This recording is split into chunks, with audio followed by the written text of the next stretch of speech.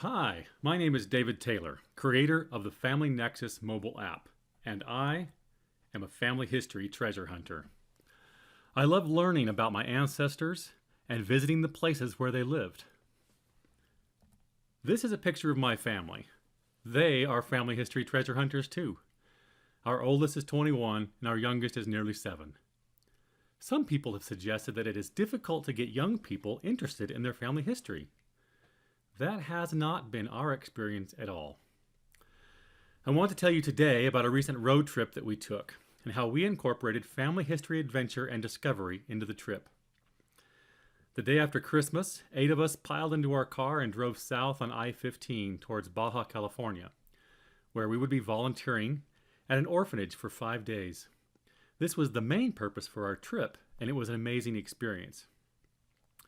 But along the way, we stopped in Las Vegas at the historic Mormon Fort Museum. Driving to Vegas now, it's hard to imagine that it was a critical source of water on the cross-desert journey along the Spanish Trail to Southern California. Las Vegas means the meadows in Spanish, and there was a spring and several acres of grass and trees there. It was very literally a small oasis in the desert.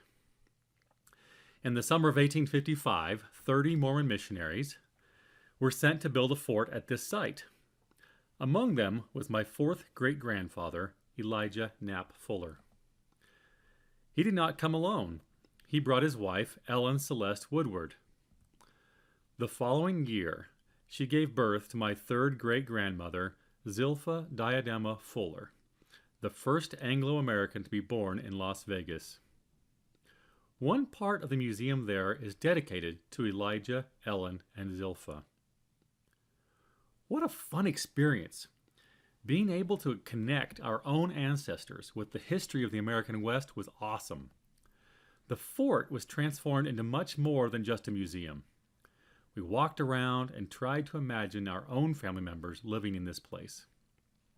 Afterwards, we went to Wendy's for Frosties and continued on our journey. The Family Nexus app is what allowed us to discover this museum.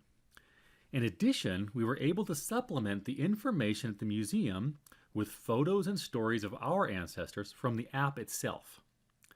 The Family Nexus app is a Family Search certified partner that is available for both iOS and Android. After installing the app, you simply log in with your Family Search account, grant permission to share your Family Search data, and it automatically plots the birth, marriage, death, and burial locations of 6 generations of your ancestors. Knowing that we would be passing through, I looked for ancestral events along our path that would be a good place to stretch our legs. I noticed 3 events in Las Vegas and tapped to explore more about the birth of my 3rd great-grandmother. I have several options here, including embedded Google Street View. I was delighted and surprised to find that in this case, the Street View was actually the interior of the old Fort Museum. The app also allows me to see other important events in Zilpha's life and to explore photos and stories that have been uploaded to Family Search. We were able to spend part of our drive down learning and discovering new things about Zilpha and her family. Then, when we got to the location, it added more depth to our experience. Let's see what else we can do with the app. Because I'm busy and don't always make time to learn my family history, I really appreciate the alerts I get on my phone on birthdays and anniversaries. I spend a few minutes learning about the ancestor, and then I usually share a brief paragraph on social media. This helps me connect with my living relatives as well. In addition to date-based notifications, as you travel, the app notifies you when you are close to the locations where your ancestors lived and died. This is an awesome way to engage with family history spontaneously. Here we see some alerts I received as we drove along the interstate. We noticed, for example, that some ancestors were buried in Grafton, Utah. It was a little out of our way, but we decided to stop there on the return trip. The app also includes significant historic sites of the Church of Jesus Christ of Latter-day Saints. Grafton is a ghost town and can be tricky to find. I used the navigation directions feature to get driving directions to this location. Again, before we arrived, we read some biographical sketches of the family that was buried here. It was an amazing story.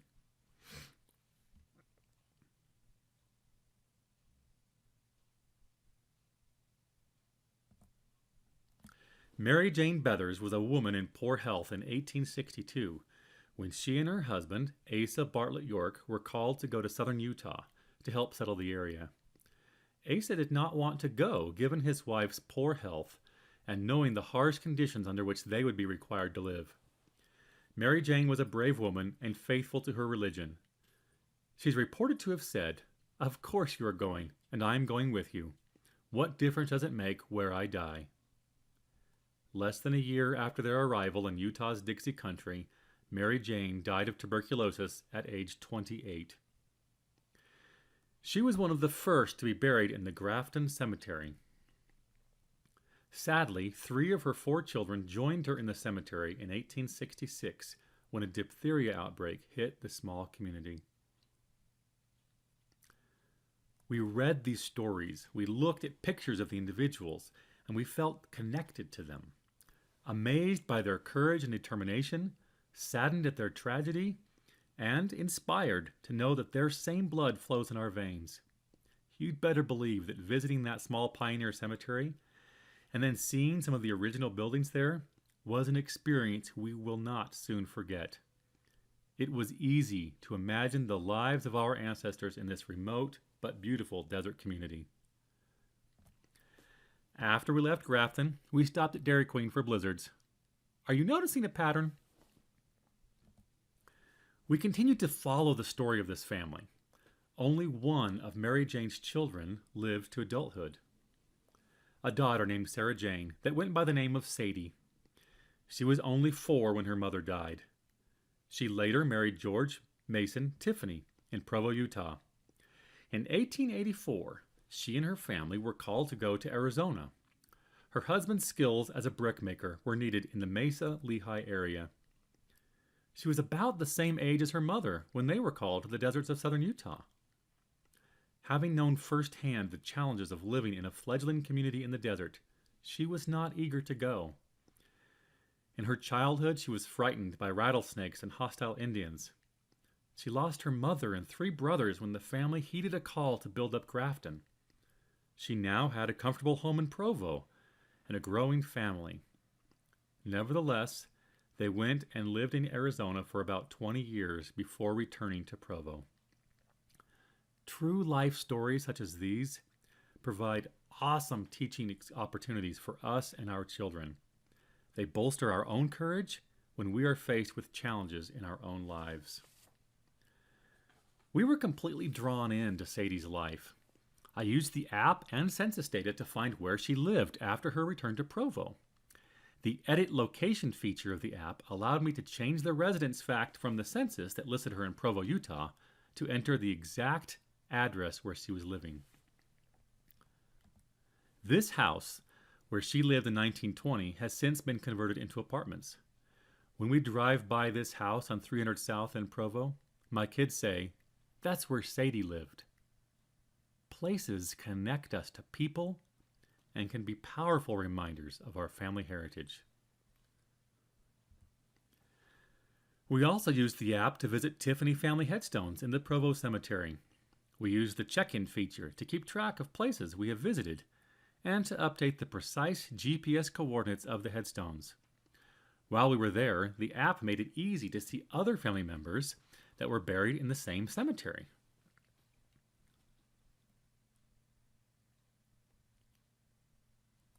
While we were here, we took pictures to remind us of the experience.